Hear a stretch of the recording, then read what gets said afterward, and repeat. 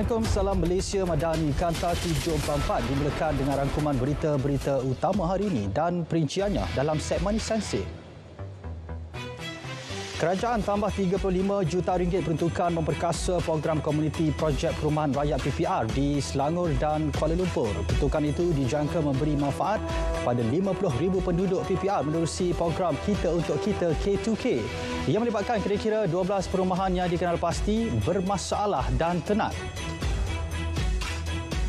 Kerajaan memperuntukkan RM63.75 juta sebagai bantuan khas kewangan Aidilfitri untuk pekebun kecil getah yang akan mula dibayar minggu depan. BKKA akan disalur menerusi Risda mulai 17 April adalah inisiatif tambahan menerusi Pembentangan Belanjawan 2023 membabitkan 850,000 orang pekebun kecil getah, pesawah dan nelayan. Lebih 200,000 veteran ATM termasuk yang tidak berpencen akan menerima bantuan khas kewangan Aidilfitri sebanyak RM350 seorang pada 17 April ini. Pembayaran berkenaan membuktikan keprihatinan kepada golongan veteran, khususnya mereka yang tidak berpencen, sekaligus mengurangkan beban kewangan persiapan Aidilfitri. Sempena Aidilfitri, 527 penerbangan tambahan dari Semenanjung ke Sabah dan Sarawak diluluskan Kementerian Pengangkutan MOT. Ini membabitkan 6 syarikat iaitu Malaysia Airlines, Batik Air, AirAsia, Firefly, Maswings dan My Airline. Penambahan kapasiti itu membantu menurunkan harga tambang sekaligus memenuhi permintaan tinggi pada musim perayaan. Sebuah taska berdaftar dengan JKM yang tular didakwa berlaku kes penderaan kanak-kanak didapati tidak patuh kepada Akta Taska 1984. Ia berdasarkan hasil pemeriksaan JKM pada 29 Mac lepas. Berikutan itu, pengusaha telah diberi notis peringatan untuk membuat penambahbaikan dengan kadar segera dan dalam proses penutupan sementara. KPDN akan memulakan kajian secara komprehensif bagi memperhalusi pelaksanaan inisiatif Rahmah yang diperkenalkan penghujung Januari lalu. Ini memandangkan dalam tempoh 4 hingga 6 bulan pasca pelaksanaannya adalah waktu yang tepat untuk kajian. Ia dijangka bermula selepas Aidilfitri ini bagi meneliti penambahbaikan pada masa hadapan. Penambahbaikan termasuklah meneliti bentuk bantuan bersesuaian melalui inisiatif menu Rahmah kepada peniaga yang tidak mencapai jualan yang diharapkan.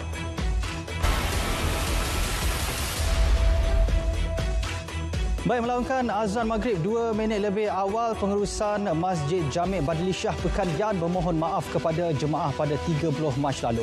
Kesilapan tersebut adalah disebabkan oleh masalah teknikal paparan digital waktu azan di masjid berkenaan. Juruseru puasa jemaah yang bergantung semata-mata kepada laungan azan maghrib tersebut telah terbatal dan perlu diganti atau diqada. Perkara tersebut berdasarkan pandangan jumhur ulama dari kalangan Hanafi, Maliki, Syafi'i dan Hambali.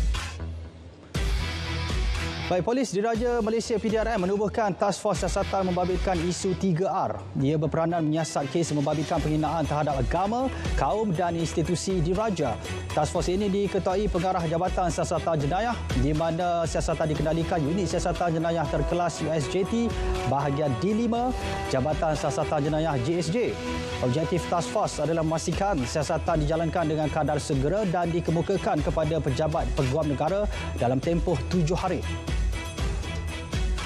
Mayat mangsa yang hilang di Tanjung Jerijih, Tanjung Manis pada Isnin lepas ditemukan terapung di permukaan air.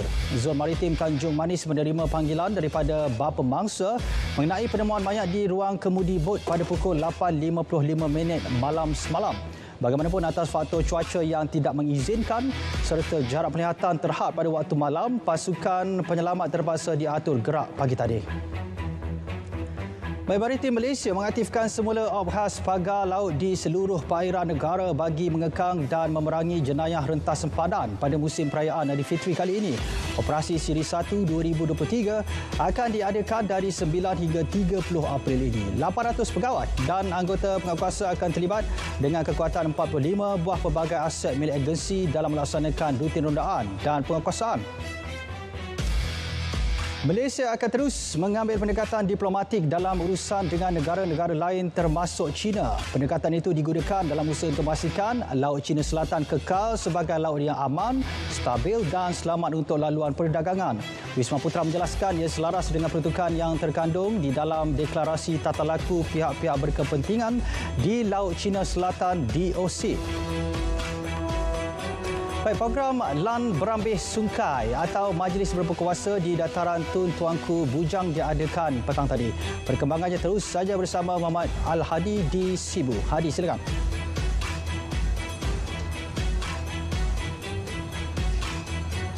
Terima kasih Azam di Angkasa Puri. Assalamualaikum, salam Malaysia Madani. Kanta 744 dari Sarawak malam ini kami berada di Dataran Tun Tuanku Bujang bagi program Lan Berambih Sungai yang diadakan di sini hari ini. Meriah walaupun hujan turun lebat sekitar pukul 2 petang tadi dan hanya berhenti 4.30 petang, namun ribuan penduduk di Sibu tetap hadir untuk menyokong program ini yang sebenarnya merupakan acara tahunan pada bulan Ramadan di Bandar Sibu ini. Apa yang menariknya tentang program ini, pihak penganjur turut menjemput wakil-wakil dari rumah-rumah ibadat bukan Islam dan persatuan-persatuan dari pelbagai kaum untuk turut serta bersama-sama hadir berbuka puasa di sini. Dan untuk program ini, pelbagai program sampingan juga telah diadakan. Semenjak semalam sebenarnya telah bermula program Nuzul Al-Quran di Masjid Al-Qadim yang terletak tidak jauh dari dataran ini. Dan program membaca Al-Quran selama 24 jam ini disertai oleh seramai lebih 250 orang peserta dan telah pun berakhir sekitar 5 petang tadi. Selain itu, Jabatan Perpaduan Negara juga turut mengadakan program agihan bubur pedas yang dihadiri sendiri oleh Menteri Perpaduan Negara Dato' Aaron Arrow Dagang, dan sebanyak 5,000 bungkusan bubur pedas telah pun diagihkan kepada orang ramai yang hadir ke program Lan Berambih Sungai ini. Dan seperti yang dapat kita dengar sebentar tadi, sebenarnya adalah bunyi dentuman di belakang saya ini adalah bunyi meriam buluh, di mana satu pertandingan meriam buluh juga turut diadakan untuk memeriahkan lagi suasana pada malam ini. Jadi baik, saya rasa sedikit setakat ini sahaja perkembangan yang saya bawakan dari Bandar Sibu ini kerana azan Isyak telah pun berkumandang. Kita kembali bersama rakan penyampai di Angkasa Puri. Silakan Azam. Baik, terima kasih Hadi langsung dari Sibu. Kita ke perkembangan seterusnya. Sumbangan berjumlah 4.475 juta ringgit disalurkan untuk bantuan zakat fitrah tahun ini. Ia disalurkan kepada 11,189 orang penerima golongan asnaf fakir miskin di 102 buah karingah masjid di seluruh Perlis. Pemangku Raja Perlis Tuanku Said Faizuddin Putra Jamalullah mengingatkan agar setiap inisiatif yang dilaksana MAIPS hendaklah realistik dan menepati keperluan rakyat. RM1 juta diperuntuk bagi pengajuran ihtifal kelas Al-Quran dan Fardu Ain Kafah pada 25 hingga 27 Ogos ini. Ihtifal ini merupakan sebahagian daripada aktiviti kokurikulum dan latihan pengukuhan kepada murid-murid Kafah. Negeri Sembilan telah dipilih sebagai tuan rumah bagi pengajuran ihtifal Kafah kali ke-8 ini di Politeknik Nilai Negeri. Raja Muda Selangor Tengku Amir Shah berkenan menyerahkan sumbangan Aidilfitri Yayasan Darul Ihsan YIDI kepada anak-anak yatim di daerah Hulu Langat hari ini. Sebanyak RM229,500 diperuntukkan YIDI untuk 1,530 anak-anak yatim dengan setiap seorang menerima RM150. Baginda turut berkenan menyerahkan sumbangan infak yang diberikan kepada anak-anak yatim daerah Hulu Langat. Bekalan telur ayam mencukupi di seluruh negara, khususnya sepanjang Ramadan hingga Aidilfitri. Jelas Timbalan Menteri Pertanian dan Keterjaminan Makanan Cham Fung Hin, hanya beberapa kawasan di Pahang dilaporkan mengalami kekurangan bekalan. Fahma telah diarah melakukan intervensi pasaran bagi memastikan kekurangan bekalan telur dapat diatasi. Seramai 9,000 kanak-kanak kurang berkemampuan di Perak menerima bantuan raya menerusi program Meriah Beraya Sejahtera Bersama 2023. Bantuan berupa baucer RM150 seorang itu diberikan kepada bagi meringankan beban golongan itu membuat persiapan Hari Raya Aidilfitri. Program dianjurkan Kerajaan Negeri dengan kerjasama Jabatan Kebajikan Masyarakat, Sekretariat Wanita Perak serta beberapa badan bukan kerajaan, NGO dan komuniti setempat. Fama Negeri Sembilan mengambil langkah menghubungkan usahawan pemasaran dan pengeluar bagi menjamin pasaran pengusaha ladang kontrak. Langkah itu memastikan bekalan sayur-sayuran dan buah-buahan mencukupi. Fama Negeri Sembilan turut menyasarkan lebih banyak pelibatan dan kerjasama daripada agensi berkaitan. Setakat ini 233 usahawan ladang kontrak telah berdaftar di bawah Fama dan menerima baik inisiatif tersebut. Sebanyak 12 projek pembinaan hospital dan klinik di seluruh negara dikenal pasti sebagai projek sakit.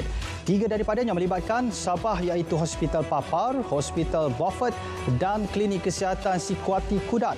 Projek Hospital Papar mengalami kelewatan kira-kira 3 bulan, Hospital Beaufort setahun 6 bulan, manakala Klinik Kesihatan Sikuati hampir 9 bulan lewat.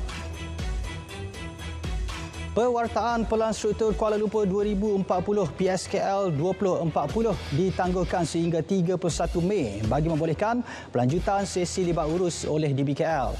Langkah itu akan membolehkan DBKL mengadakan sesi libat urus bersama pihak berkepentingan dalam satu tempoh yang mencukupi bagi memberi penjelasan.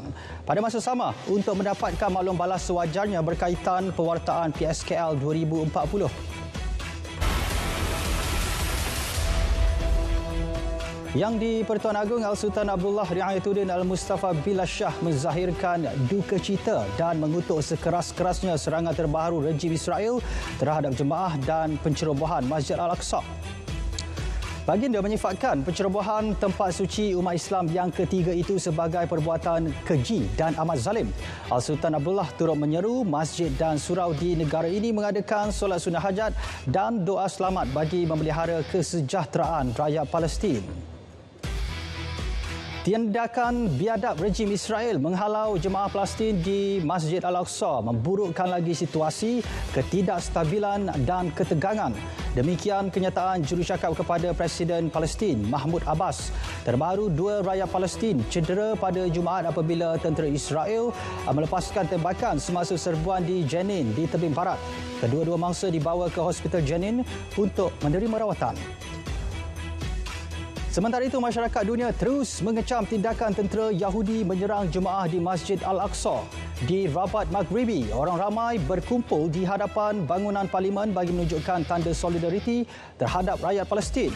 Menurut aktivis, rejim Zionis bertindak biadab menceroboh tanah Palestin termasuk mencemarkan masjid tanpa menghormati kesucian tempat ibadat masyarakat Islam. Malah mereka juga menghalau golongan muda yang berada di masjid. China mengumumkan latihan ketenteraan selama 3 hari di Selat Taiwan. Latihan dikenali sebagai United Sharp Sword bermula hari ini sehingga Isnin sebagai usaha persediaan tempur. Menurut kenyataan tentera, latihan melibatkan pemantauan dari bahagian utara selat sehingga selatan Taiwan termasuk ruang udara. Sementara itu, Menteri Pertahanan Taiwan berkata mereka telah mengesan 8 kapal perang dan 42 jet milik China berlega dalam tempoh 24 jam selepas pengumuman latihan berkenaan. Korea Utara sekali lagi melancarkan ujian drone nuklear dasar laut. Ia sekaligus memberi ancaman terbaru terhadap Amerika Syarikat dan juga Korea Selatan. Berdasarkan gambar yang disiarkan oleh stesen televisyen tempatan, drone berkenaan dilihat sedang terapung di permukaan laut. Menerusi ujian sistem senjata bermula 4 April hingga hari ini, drone dikenali HALE-2 berlayar sejauh 1,000 km di dasar laut selama 71 jam. Ujian drone berkenaan adalah kali kedua selepas kali pertama pada bulan lalu. Ini pula suasana waktu pagi di Bangkok. Setelah semalam Chiang Mai merekodkan pencemaran udara terburuk di dunia, keadaan berjerabu turut menjejaskan ibu negara Thailand hari ini. Malah kerajaan Thailand terus menggesa mewujudkan pendekatan yang konkret menangani masalah jerebu rentas sempadan. Gesaan dibuat bersama Laos dan junta Myanmar. Punca utama pencemaran dikaitkan dengan asap kenderaan, loji perindustrian, kebakaran hutan dan pembakaran pertanian.